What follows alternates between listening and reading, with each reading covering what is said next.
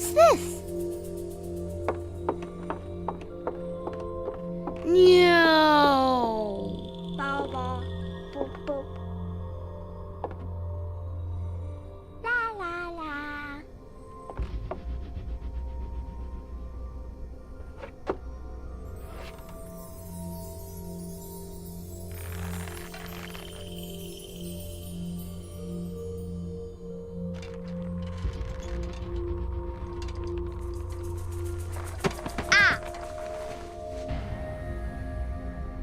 Ooh.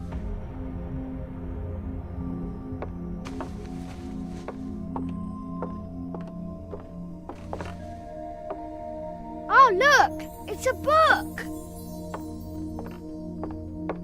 Maybe it's a book about pirates with a treasure map. No, I don't think so. I wish that I had seen through all your lies. Oh, start from the beginning, not the middle. And so I decided to pick up my pen to relate the most disturbing episode of my life thus far. It all began early one morning in 1898, when Sherlock Holmes invited me to accompany him on a visit to the Marquis of Conyngham.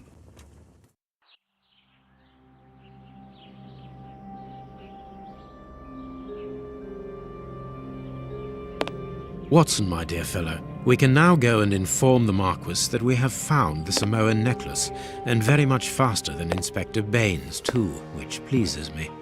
Have you really solved the theft, Holmes? And so quickly? I have indeed, Watson, and believe me, it was completely unnecessary to spread out all over London, as our friend Baines thought was best. He likes to boast that his methods are equal to mine, but once again the outcome has contradicted him. After all these years of accompanying you upon your investigations, I thought that by now I should be reasonably capable of following your train of thought. But in this particular case, I must admit that I don't understand anything at all. Ah, you see, but you do not observe, Watson. There lies the difference. It is a matter of course. A matter of course? In the middle of the night, when everyone is fast asleep, the service bell within that room rings out and alerts the servants. They dress quickly and come running, but the door is locked and there is a strong smell of burning from within. A few seconds later, the master of the house himself, the robbed Marchioness's husband, the Marquis of Conyngham, arrives and unlocks the door using the sole key.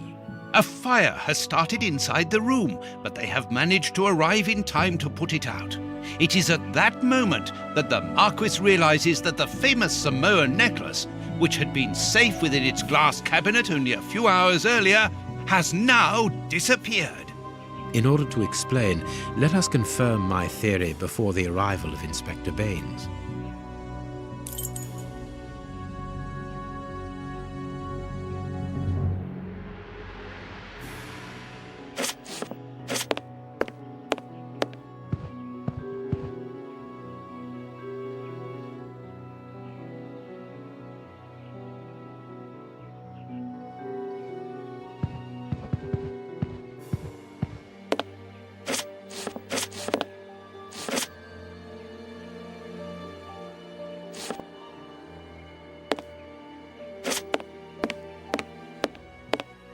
This window was cut with a diamond, a clean, discreet piece of work. This is where the necklace was. See how tiny the hole is, and not one fingerprint upon the window.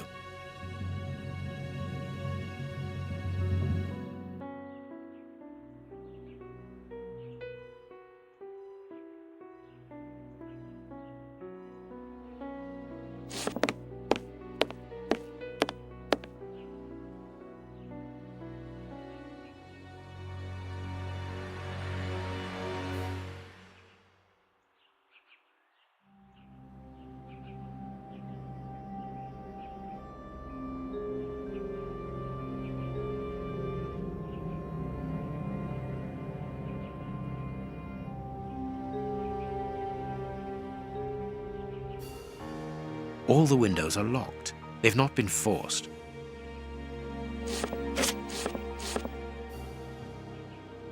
A mark undoubtedly made by a diamond. Someone tried to cut the glass, but he was interrupted. Therefore, the thief tried to escape through the window, but he was interrupted.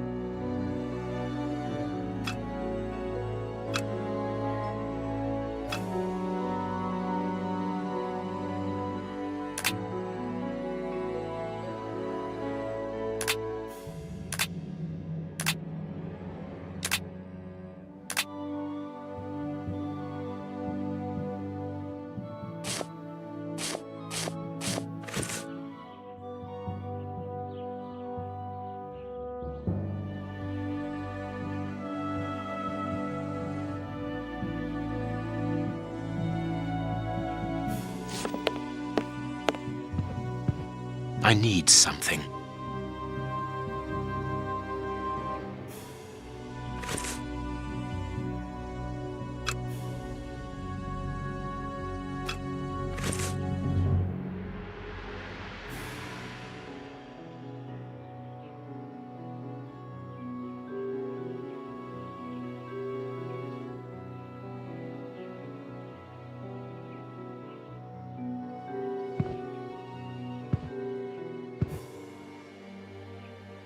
Let us examine the crumpled scores that have fallen off the piano.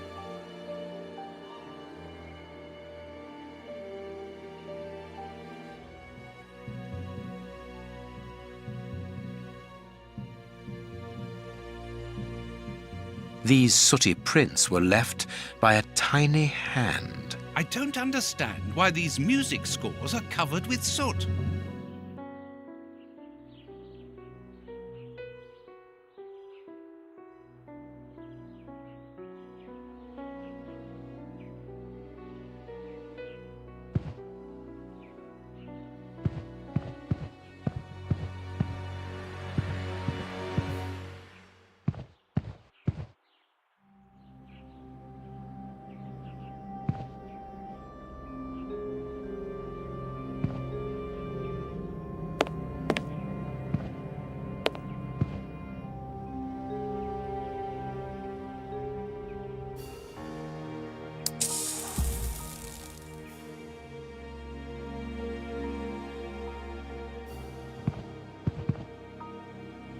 These documents are not very interesting, even though they're addressed to the Minister of Maritime Affairs. The Marquis himself.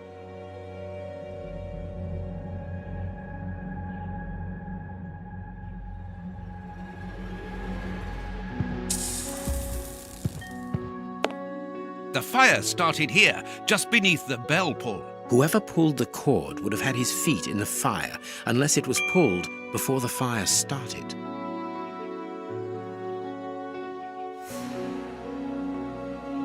Strange. There are some objects here that have been knocked over.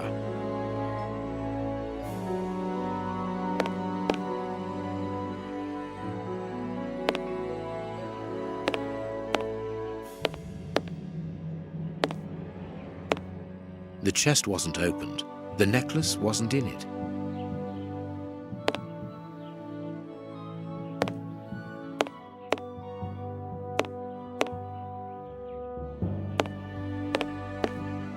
All the windows are locked. They've not been forced. All the windows are locked. They've not been forced.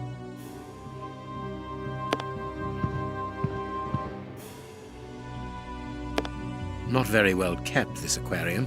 I can see a dead fish floating on the surface.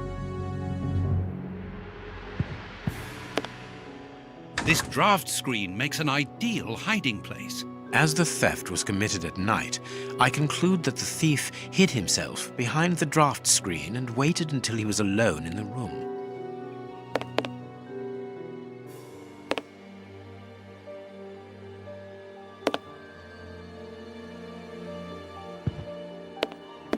When the servants arrived at the door, having been alerted by the bell, they saw evidence of the theft and the fire, but they didn't see the thief. This door is very hard to force. The Marquis is the only person to have the key.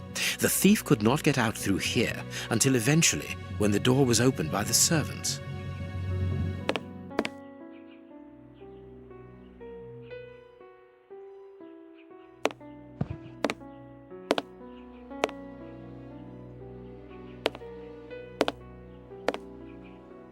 Heading towards his chosen escape route, probably the window, the thief knocked over the stool, which then caught fire. But why didn't he try to put the fire out at once?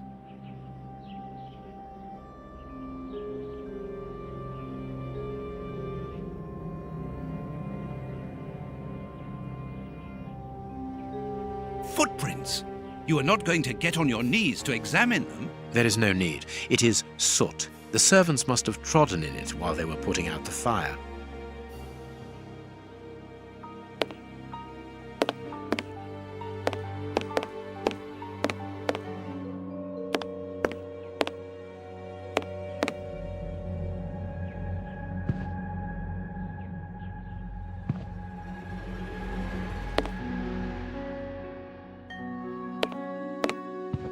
A candle.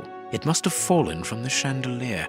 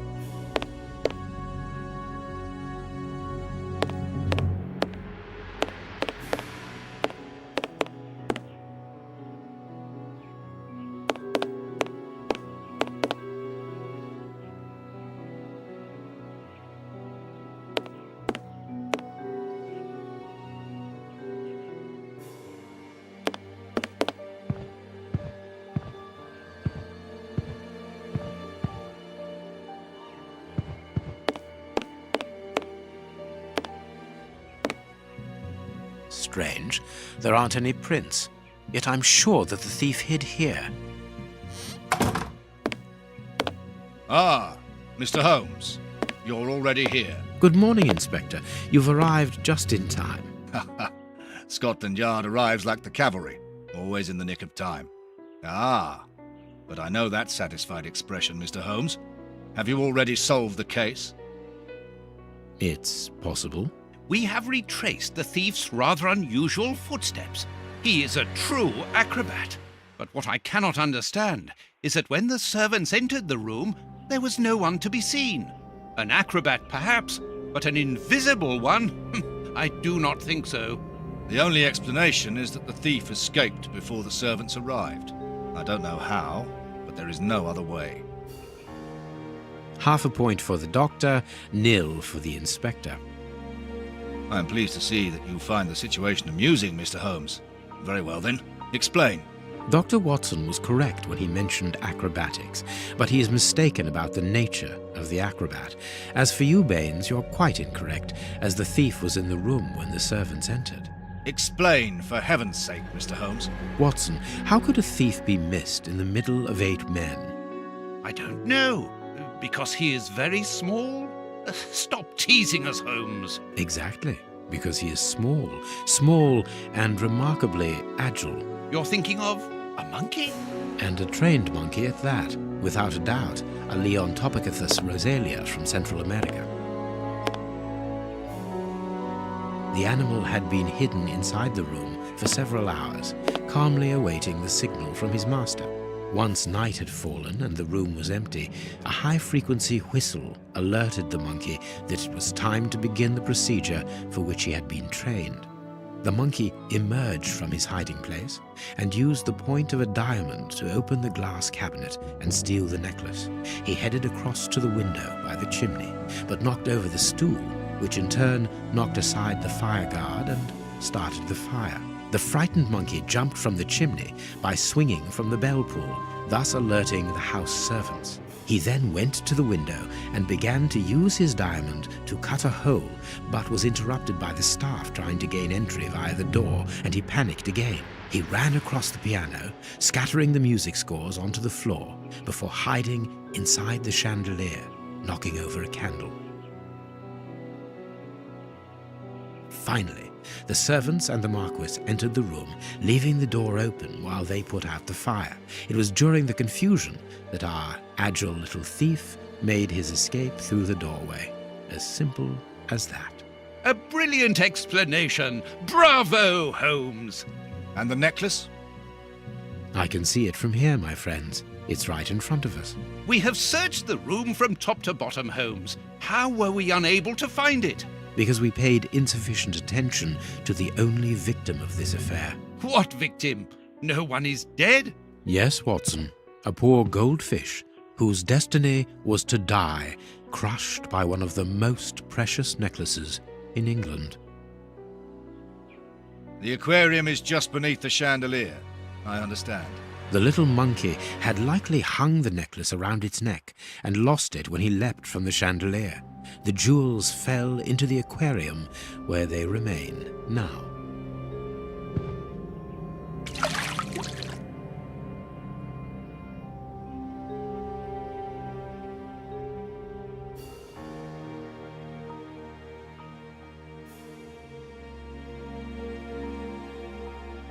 Marquis, here is your necklace, intact, just a little wet. Mr. Holmes, this brilliant demonstration does credit to your reputation. Thank you so much, Marquis. Do you wish to verify the authenticity of your jewel? No, I recognize it. I have spent many hours admiring it, you know. Good. I will return it to its box and... Inspector, a bank has just been held up. You must follow me at once. Orders of Scotland Yard. What times? Sirs, duty calls. My regards, Marquis. And well done again, Mr. Holmes. There, the necklace is in its box. We've lost enough time here. Let's go home, Watson. Ah, very well, as you wish. A good day to you, Marquis. With pleasure, gentlemen. And once again, thank you.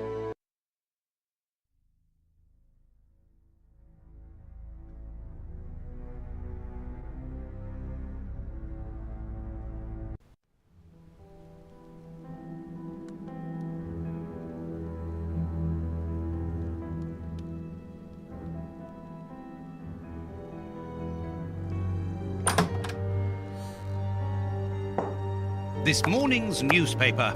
Holmes, have you read this article about you? No, Watson, not yet, and I won't have time to. Read it before you leave. It's outrageous. If you insist.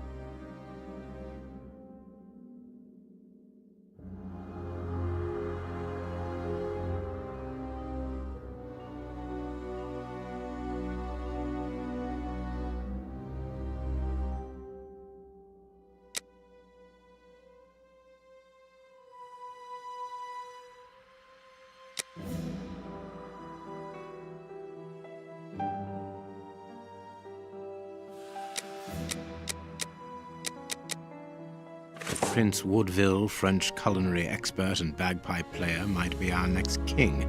That's not so shocking, my dear fellow. You know exactly to which article I'm referring, Holmes.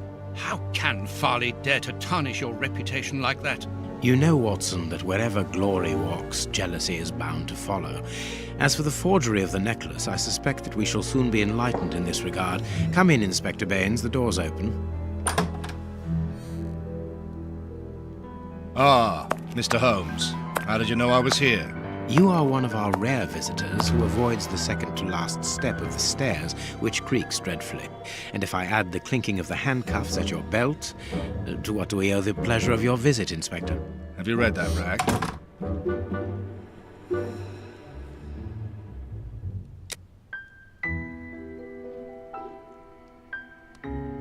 Inspector, I assume that you have the fake necklace with you. It's why you're here. Your superiors would like me to examine it. Indeed. They would like you to confirm or deny putting this fake in the box. Can't that wait? I must go to the house of Lord Peregrine Maitland, the Bishop of Knightsbridge.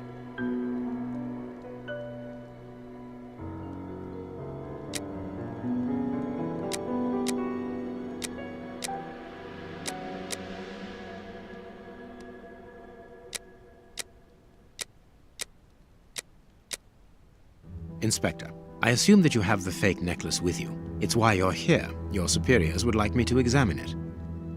Indeed. They would like you to confirm or deny putting this fake in the box. Can't that wait?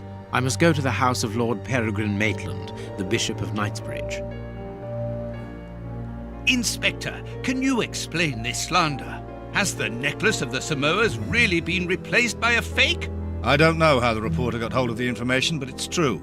About the necklace, of course. I wouldn't permit myself to question the integrity and honesty of Mr. Holmes. The necklace is a forgery? Impossible! I saw the Marquis authenticated before my very eyes, before Holmes returned it to its place. Mr. Holmes, the Marquis believes Osmond Farley's theory.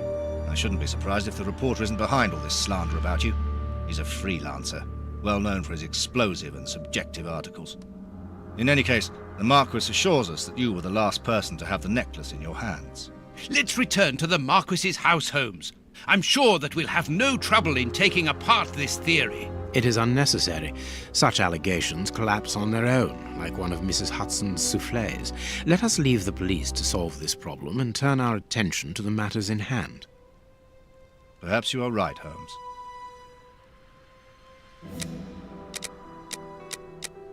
And the Marchioness? She is beside herself. Without the necklace, her marriage is compromised. It is the principal item of the young woman's dowry. What a lovely marriage.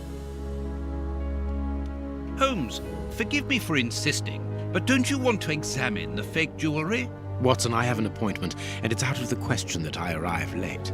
It will only take you a couple of minutes. You really must quell the suspicions put forward in this appalling article. If you will allow me, Inspector? Be my guest. Very well. What do you think, Holmes?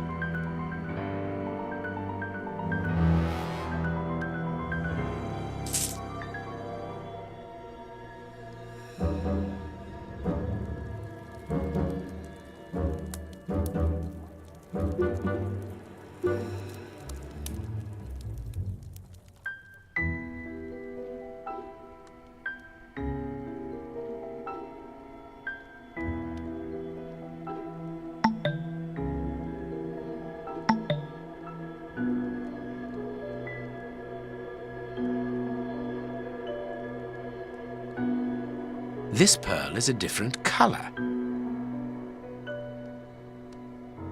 These 3 pearls are of poor quality.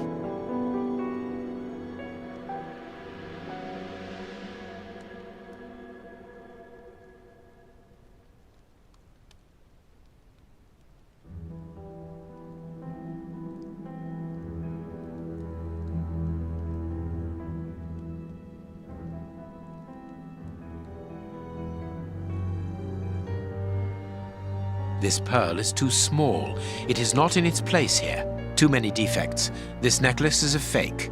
This is nothing but a vulgar copy, and at a glance it would appear that the forger has intended for it to be seen as such. How could we have been fooled by such a blatant imitation? I don't understand. Yes, how is it possible? Holmes, do you have a theory about this? I have absolutely no idea. You insisted that I examine the necklace, and I have done so. Now it is important that I keep my appointment. I'm sure, Inspector, that you will throw some light on this affair. Holmes. You may accompany me, Watson, if you care to do so. Goodbye, gentlemen. I'll keep you informed as to my inquiries. Goodbye, Inspector.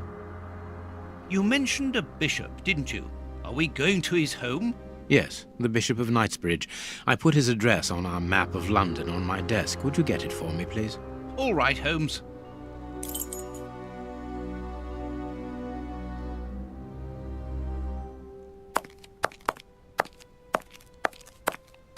I have found your map.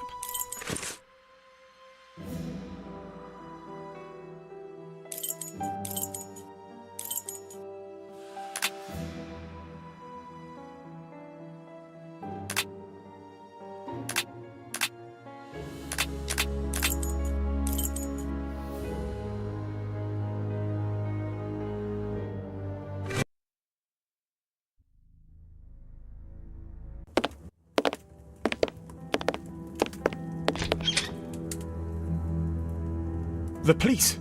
Already? How did you know? May we see the Bishop of Knightsbridge? Yes. Yes, of course. But come in.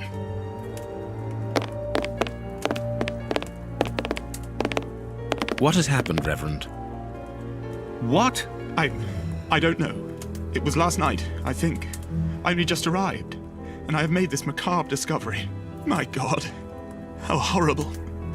I haven't called anyone. How did you know that? Holmes, look! The Bishop, appallingly mutilated. How dreadful.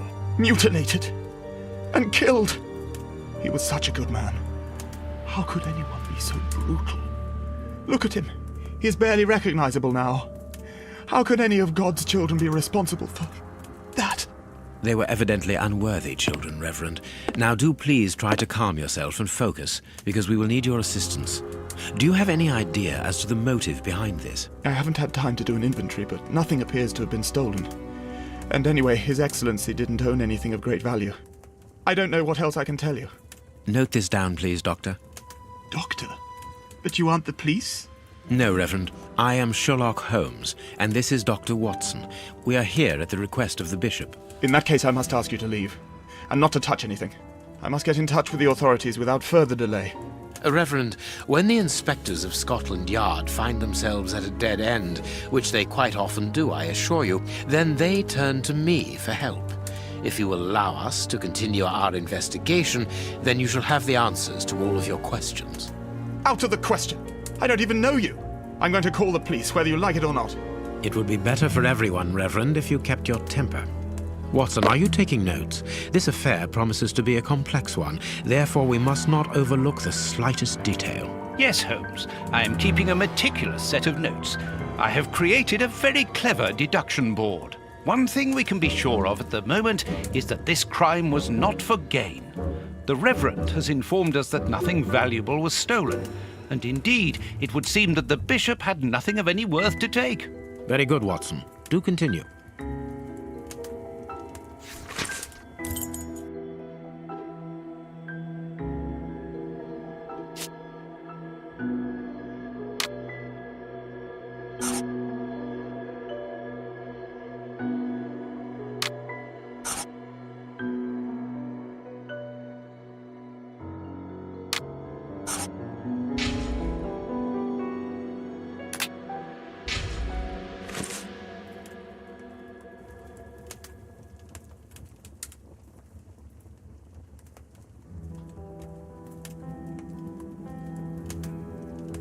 There is blood on this paperweight. A bottle of whiskey. I can make out fingerprints stained with blood and dirt.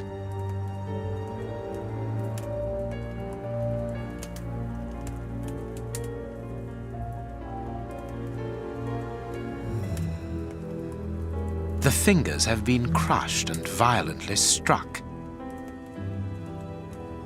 His stomach is covered in scratches. Quite evidently, they weren't made recently. So, these wounds were not made by his murderers. His forearms have been ripped, pieces of skin have been torn off. What do you think, Watson? I'd say that he was eaten alive. Yet I've noticed a curious degeneration of the skin tissue around the wounds. The fingers have been crushed and violently struck.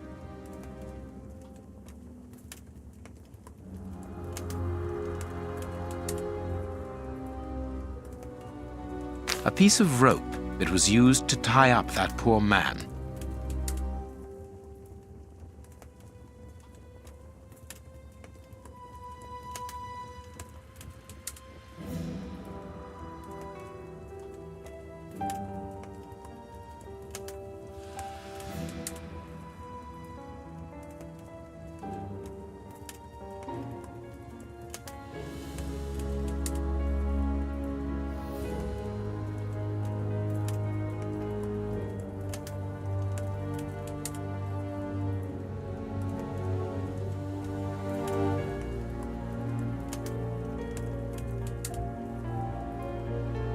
His feet have been burned.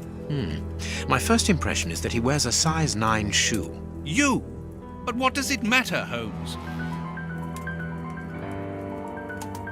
This poor man was tied just below the knees. To stop him from walking, certainly, but mostly to free his feet. A finger. Apparently, it doesn't belong to the Bishop of Knightsbridge. How dreadful. These burns are terrible. My God, Holmes, this man was horribly tortured.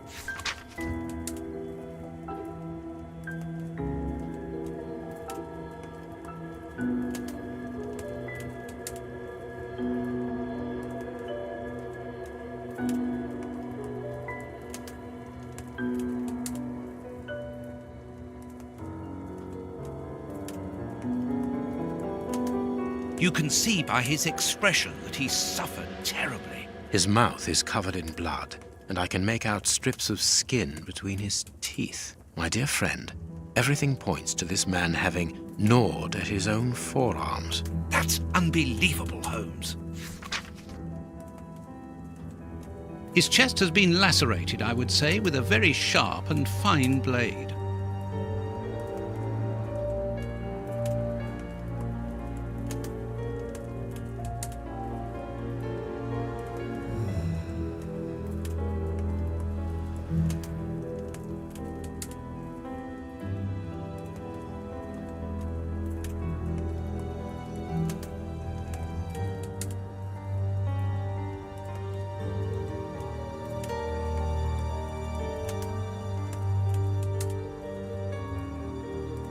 Something is missing here. Oh, yes? And what might that be? His shoes. Watson, his shoes are missing.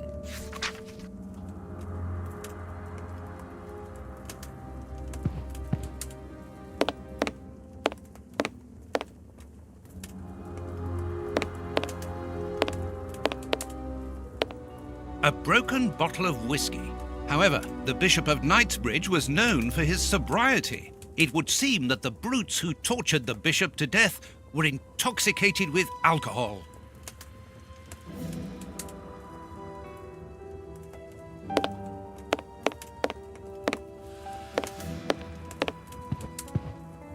A broken phial and blood near the neck. What a strange smell. Chemical components, I think. This stove is filled to overflowing.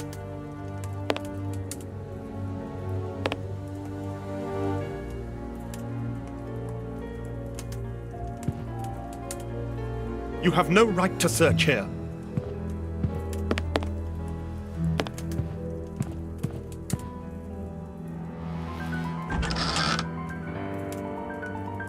A whip? No, it is a discipline for self-flagellation.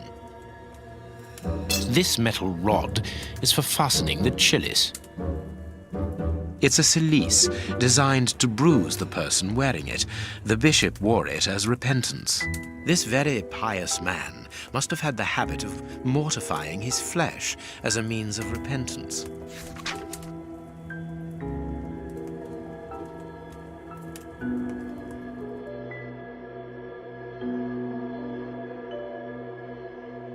I am missing some information.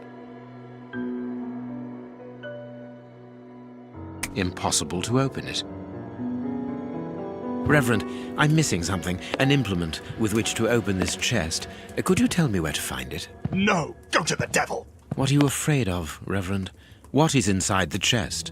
I'm not afraid of anything. In fact, I do have the necessary implements, but if I have to give them to anyone, it will be to a representative of the law and no one else.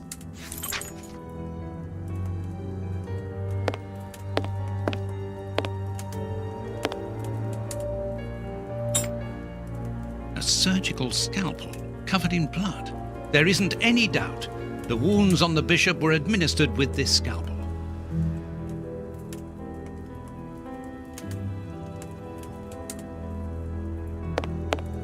Closed.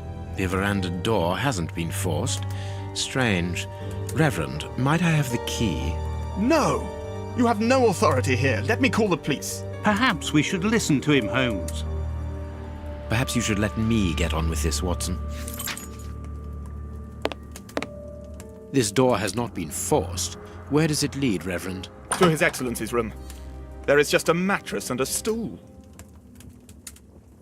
The picture of Peregrine Maitland, commander of the infantry brigade of Her Majesty's Guards at Waterloo. The Bishop of Knightsbridge has the same name as his ancestor, an illustrious family.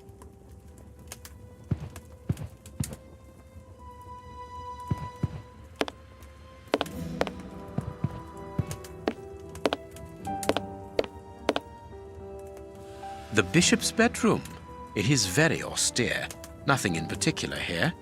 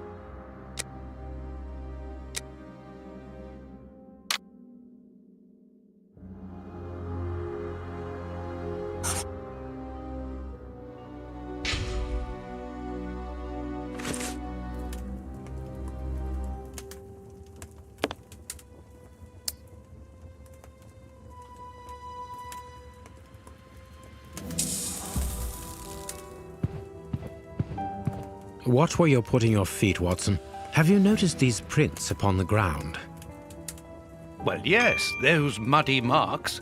See here, Watson, footprints can often provide more vital information than the very best of informants. Yes, if you know how to make them talk, that is.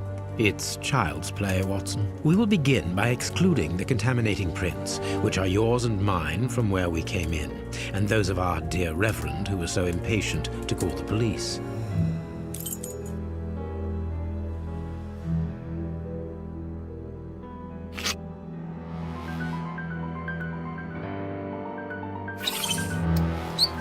Size 9. Size 9.5. Size 9. Size 9.5. Size 9. Size 9.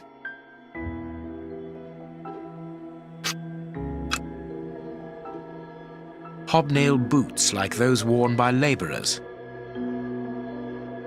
Hobnail boots like those worn by laborers. A fragment of stone. Peculiar. This print came from an expensive pair of shoes, and it seems recent. It is not a laborer's shoe.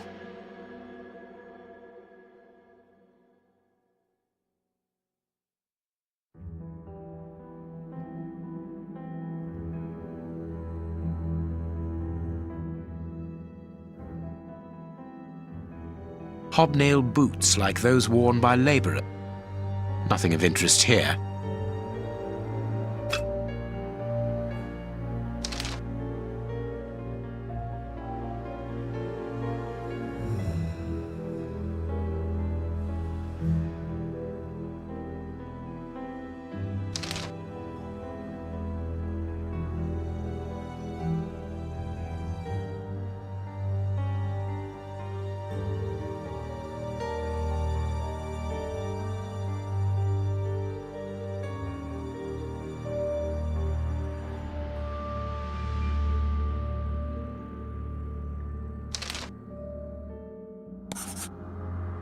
That's not right. Start again.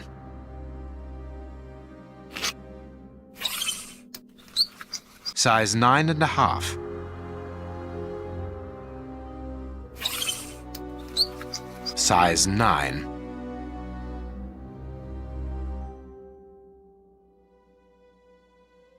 Nothing of interest.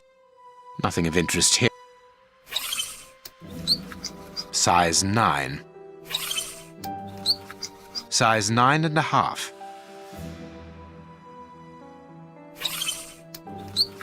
Size 9.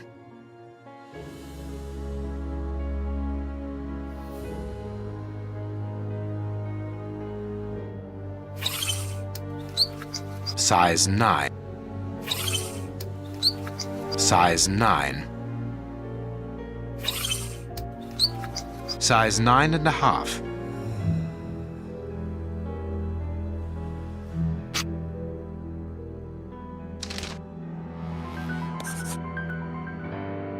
That's not right. Start again.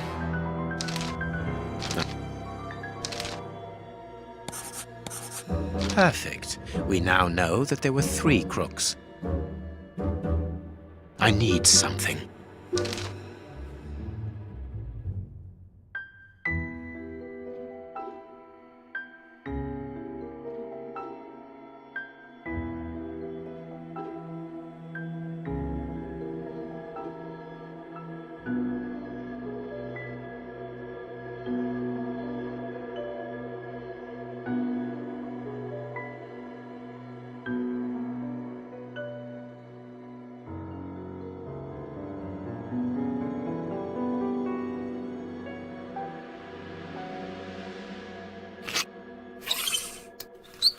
Size 9. Size 9. Size 9.5. Size 9. Size 9.5. Size 9.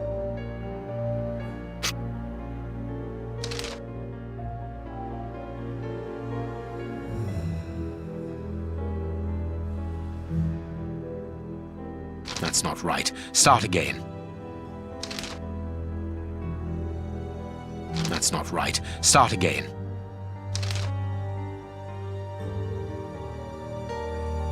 Strange but true.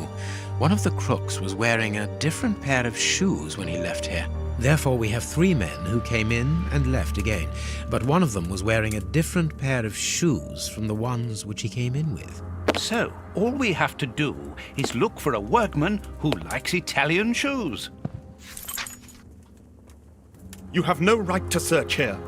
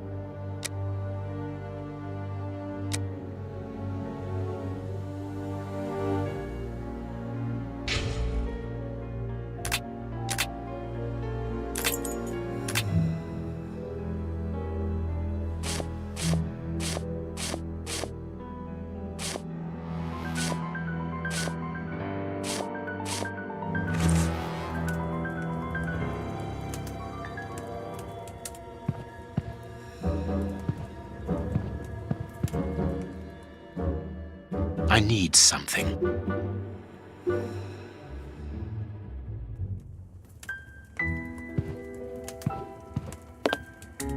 Closed.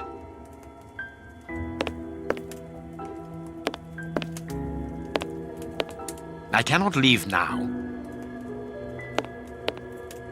You have no right to search here. Let us look at our deduction board, Watson.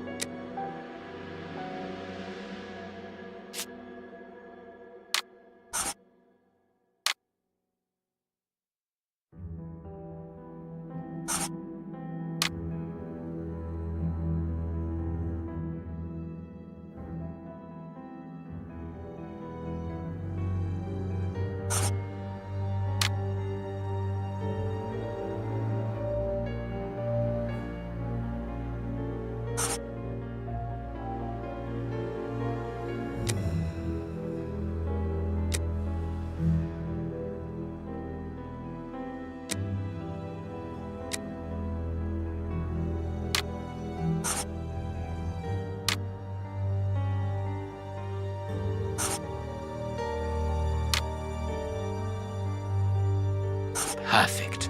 It is evident that the Bishop of Knightsbridge's killers were after something specific, and that they did not find it. Reverend, I shall ask you one more time. Open the chest. The item they were seeking must still be inside. It is unlikely that they will let this matter rest. They will most certainly return to finish what they started. And I am telling you once more, the chest is locked and shall remain so. Very well. We have reached an impasse. You are a stubborn man, Reverend. Watson, accompany our friend to the police station and return with Inspector Baines. Baines and no one else. I shall wait for you here. Go. Alone at last. Now I can continue my investigation.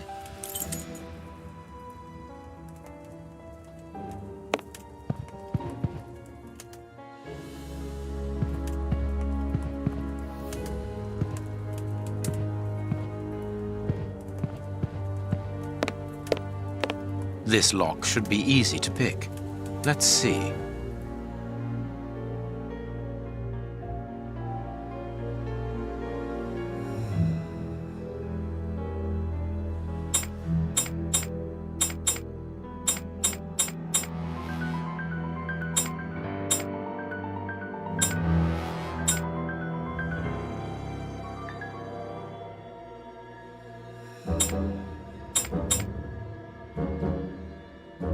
That's not right. Start again.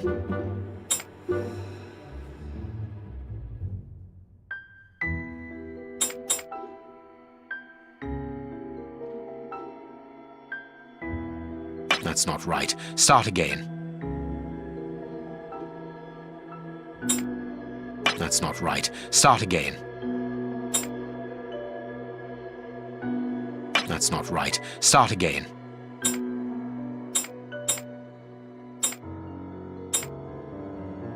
That's not right. Start again.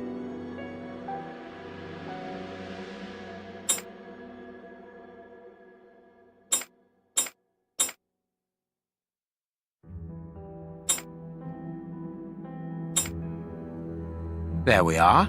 It is simplicity itself. There isn't anything much in this room. It must be used as a reading or meditation room. An ink stain, quite fresh. This stain is just on the edge of the rug. Let's see. There is nothing on the floor, yet the ink must have soaked through the rug.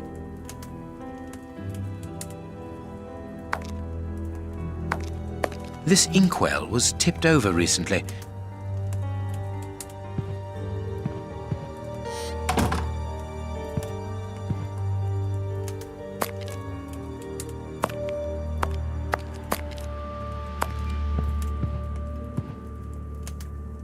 Apparently, someone wanted to hide this statue. This horse resembles a large chess piece. There is a message underneath this statue. Let's see.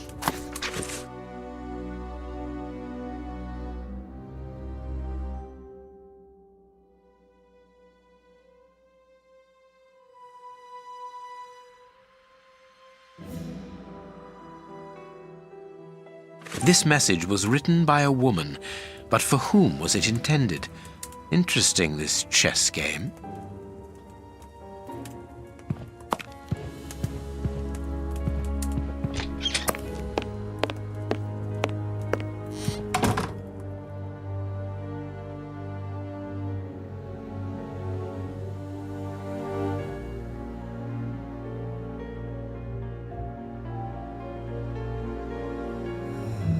Impossible to open it. I need something. I am missing some information. I need something.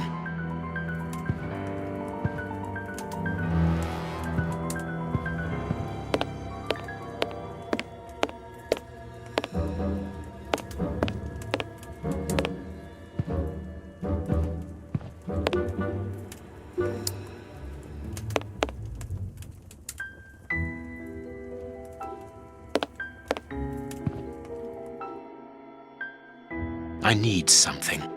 I need something. I need something. I need something. Impossible to open it.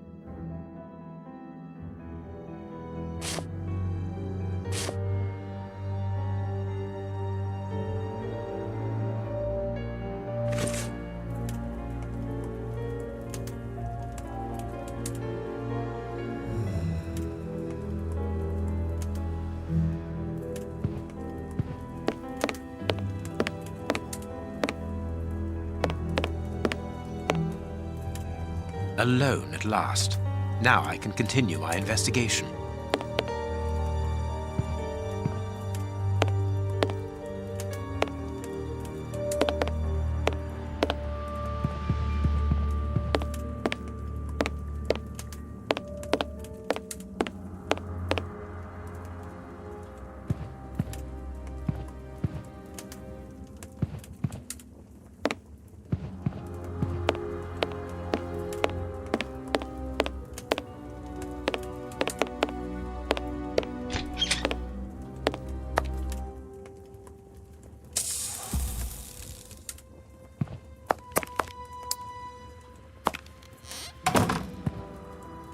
Ink stain. The ink stain on the floor comes from the ink on the rug, but they are not in the same place. Someone has moved the rug recently.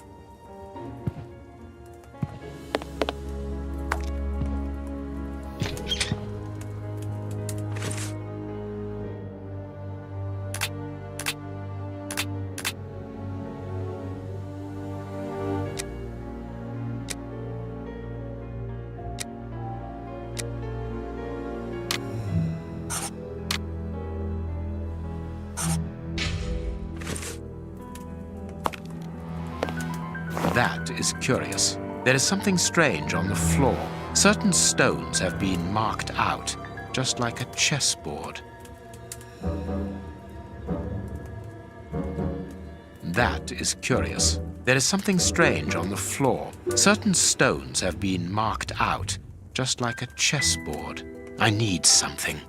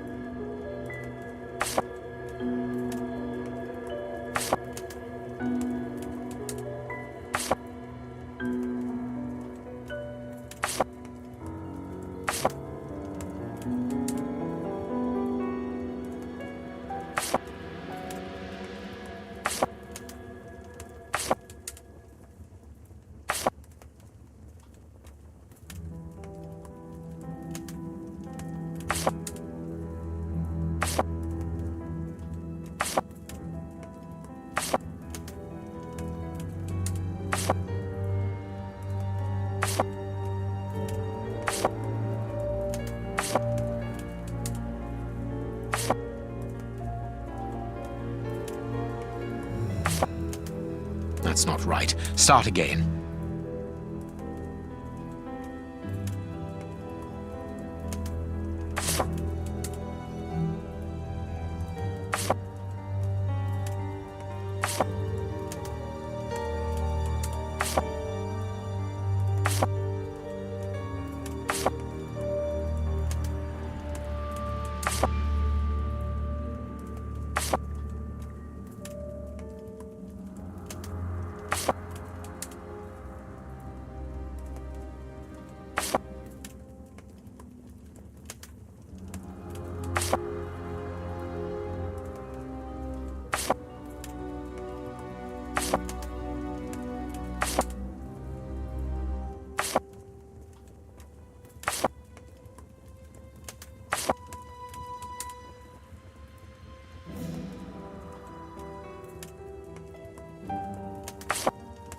That's not right. Start again.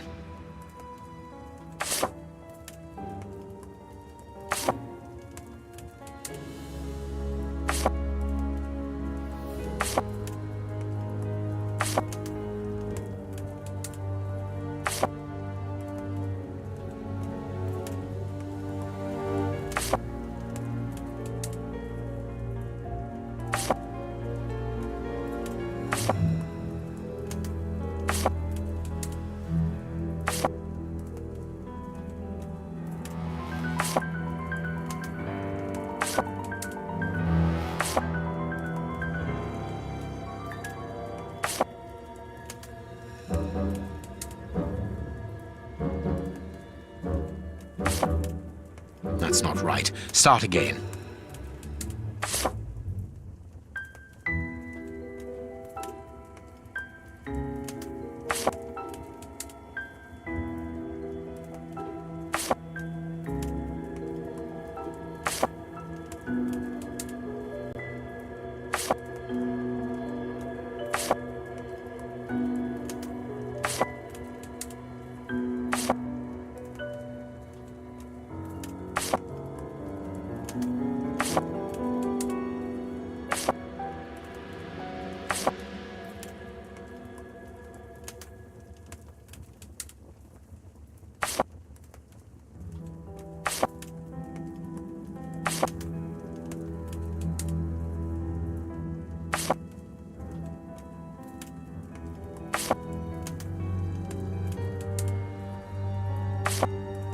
That's not right. Start again.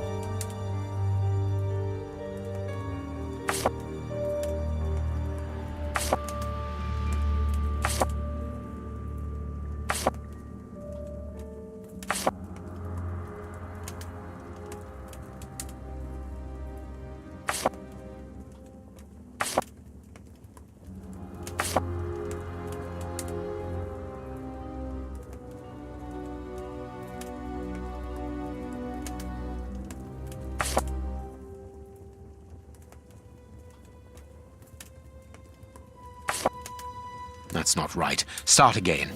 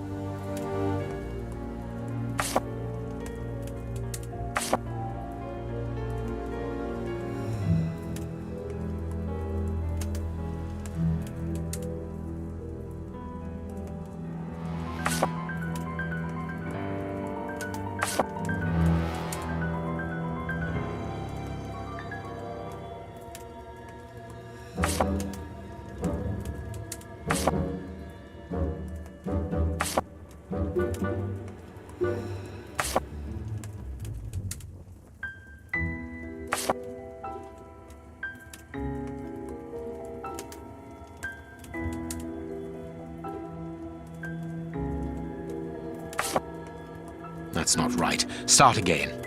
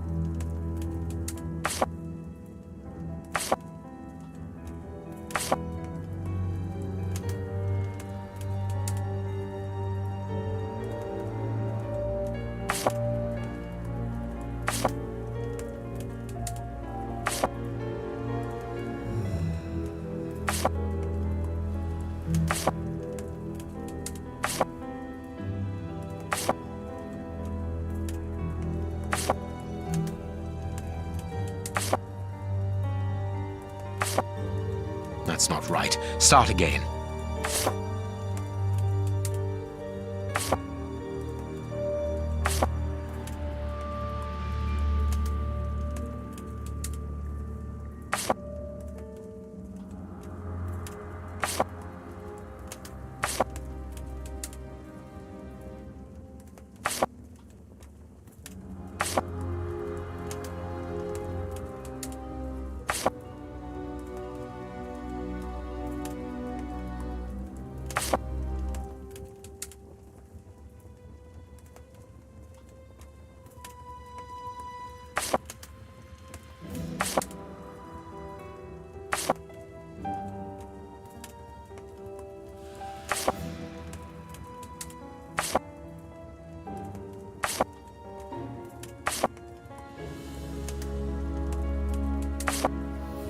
That's not right. Start again.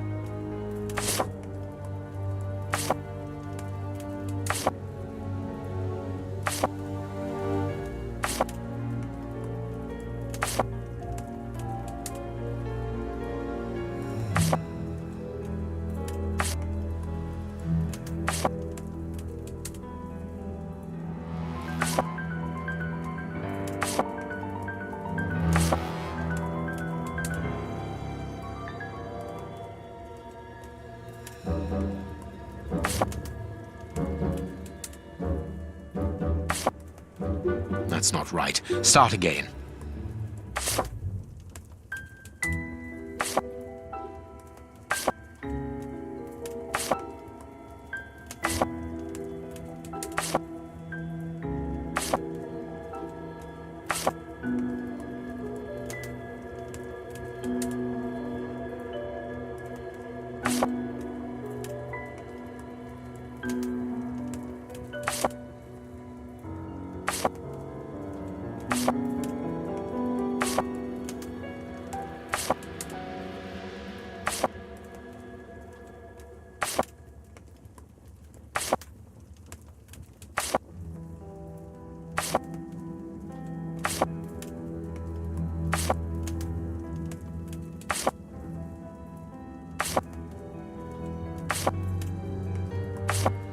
This last piece should be the good one.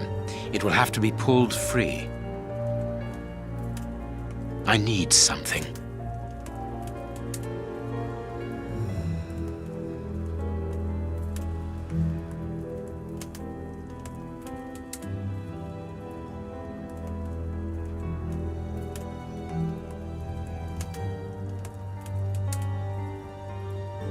I need something.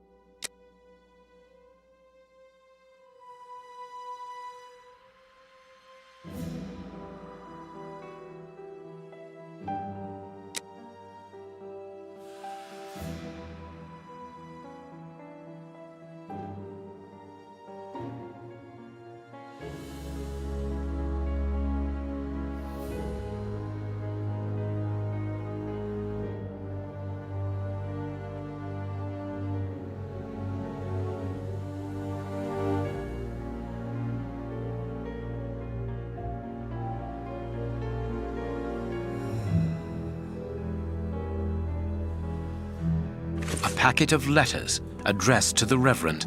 They were written by a woman who mentions his illegitimate children. Their affair isn't official. Perfect. I have you now, my wayward Reverend.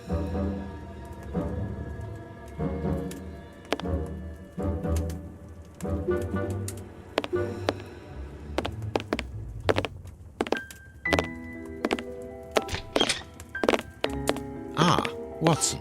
You were gone a terribly long time, and Inspector Baines isn't with you. I'm afraid not, Holmes. We were unable to find him. Dr. Watson would not allow me to contact any inspector other than this Baines. What manners! I am a man of the church. My dear Reverend, I notice that you are a chess lover. I trust you will excuse me, but I am never able to resist the appeal of a half-finished game. You are an expert at chess. Very well, then. What do you want now?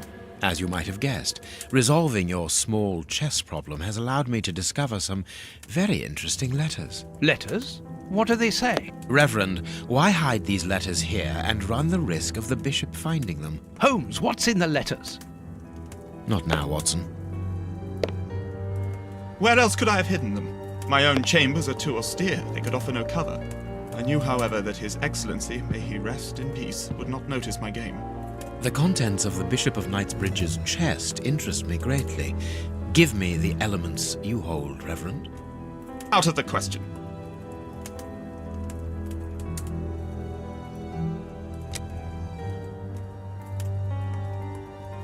I am a gentleman, and it would distress me to be obliged to pass this correspondence across to your superiors. Holmes, I know that the end justifies the means, but allow me to express some reservations about how you are proceeding. You say you're a gentleman, but I hear nothing but the words of a blackmailer.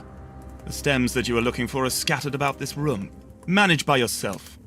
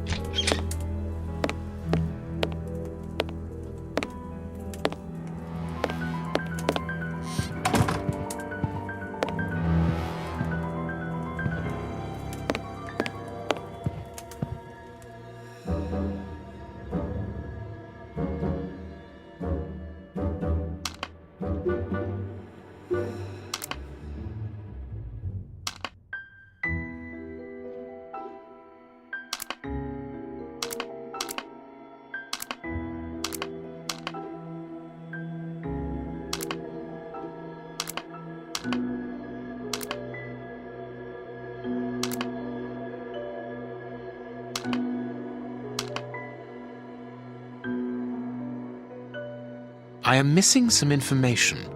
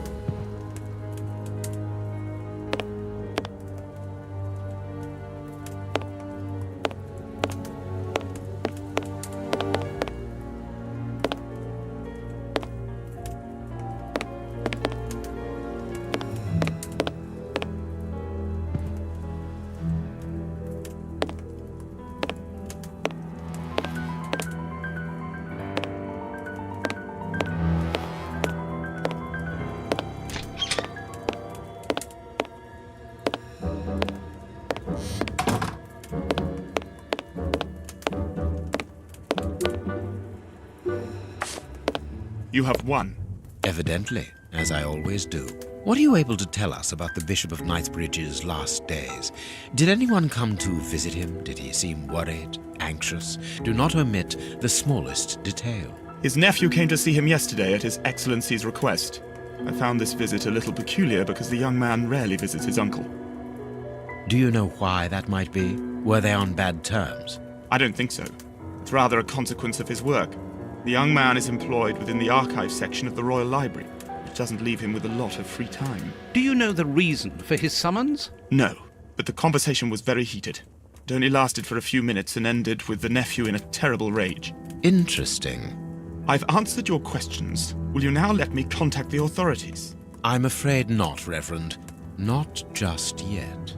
All right, now we can open the safe.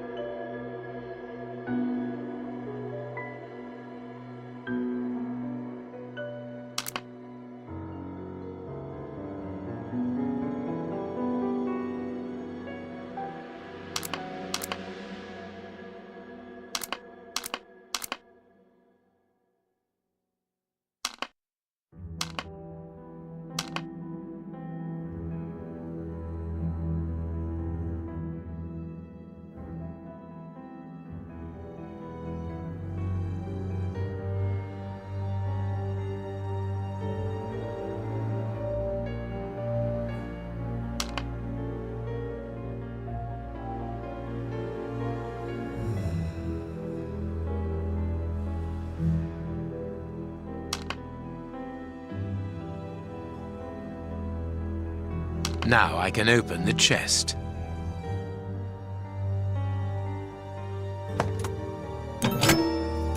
Here we are. I am eager to discover what remarkable treasure could justify such an act of barbarity. Extraordinary. This chest is impenetrable. How is it possible?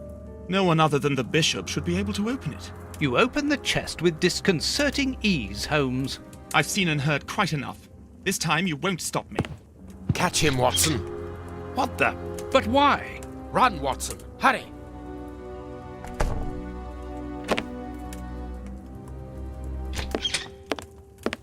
He's escaped. I hope that your motivations are founded, Holmes. I don't much like skirting around the edges of the law like this. It is annoying. Let's leave without delay. What have you found in the chest, Holmes? What in there is so precious for these men to commit such terrible acts? The Reverend was telling the truth. Nothing important was locked inside the chest, apart from a few religious items which are hardly worth stealing. So, we haven't made any headway. Perhaps the police will. By the time the police arrive, we shall be a long way from here, Watson. We are leaving.